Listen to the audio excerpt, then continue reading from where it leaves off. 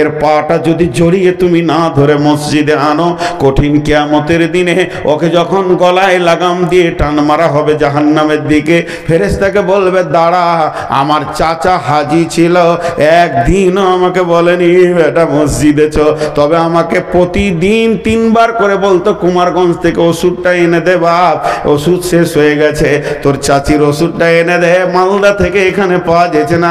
আমার চাচা আমাকে 20খানা হুকুম করেছে, জিন্দেগিতে তার হুকুম সব মেনেছি, কিন্তু কোনোদিন আমার হাতটা ধরে বলেনি ভাতিজা রে মসজিদে আয়, তোকে না মসজিদে দেখলে আমার কলিজাটা ঠান্ডা হচ্ছে না।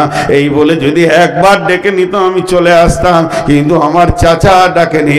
আমার আল্লাহ বলছেন তাসলা নারান হামিয়া, হাজার আমল করো তুমি রেহাই পাবে না, ভাতিজার সঙ্গে জুড়ে একসঙ্গে জাহান্নামের আগুনে দেয়া হবে।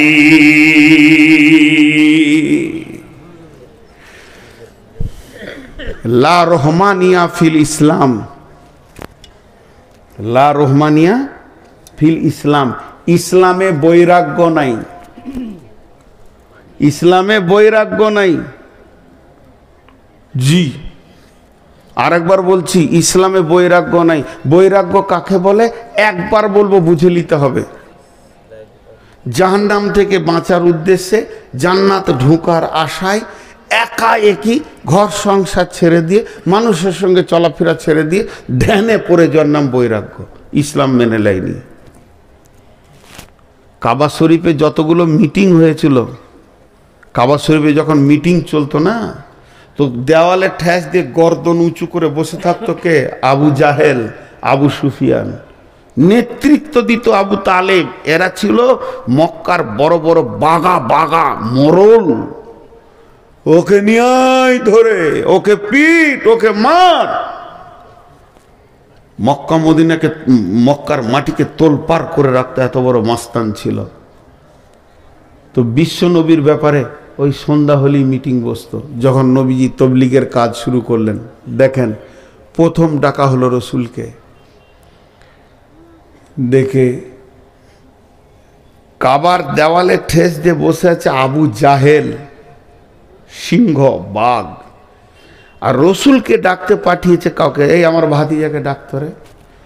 আবু জাহেলের মুখের ভাষাটা দেখেন এবার, সব ভিড় করে বসে আছে, সবাই চিন্তা করছে কি হবে রে, তাহলে আমাদের দেবদেবীগুলো সব চলে যাবে নাকি? তো বেশ দুষ্ট হয়ে গেছে তো, হ্যাঁ মক্কাতে কেন এত বড় শয়তান শুরু হলো, আস্তাগফিরুল্লাহ। রসুলের ব্যাপারে সব ভাবছে।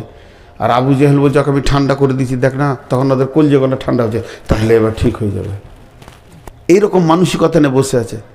ওই অবস্থায় আল্লাহ নবী আসছেন, ভদ্র নম্র, মাথা নামো করে টুকটুক করে হেঁটে আসছে। চাচা ডেকেছে। তো আবু জাহেলের মুখের ভাষা দেখেন, আপনি মাথাটা ঘুরেও যাবে, চিন্তায় নিতে পারবেন না।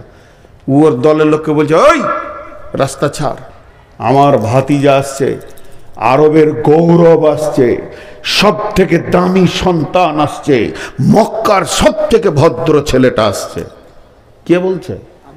আবু জাহেল। যখন কাছে এলো তখন বলছে বেটা এগুলা কি বলছিস তুই রে?